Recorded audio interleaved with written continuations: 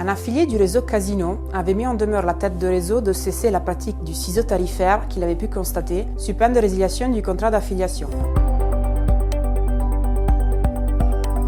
Par ciseau tarifaire, on entend la situation dans laquelle une entreprise facture à ses distributeurs des tarifs de vente intermédiaires plus élevés que les prix de détail qu'elle pratique à l'égard des consommateurs, ce qui met les distributeurs dans l'impossibilité de dégager des bénéfices.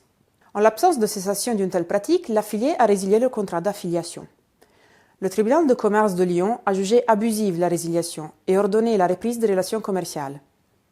L'affilié a donc interjeté appel de l'ordonnance de référé et demandé en premier lieu l'annulation de l'ordonnance pour excès de pouvoir.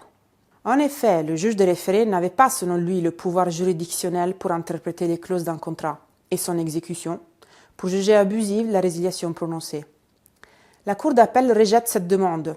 Ce rejet est à notre sens contestable. Concernant la reprise des relations, la Cour considère que le trouble manifestement illicite ne peut être constitué que dans l'hypothèse où la résiliation du contrat serait manifestement illicite.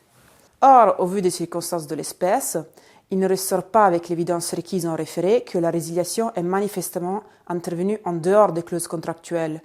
La clause résolutoire a été formellement respectée par l'affilié par l'envoi préalable de la résiliation d'une mise en demeure.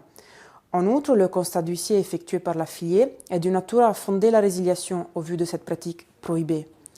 La Cour relève enfin que Casino se contente de contester le greffe mais ne produit aucun élément contraire.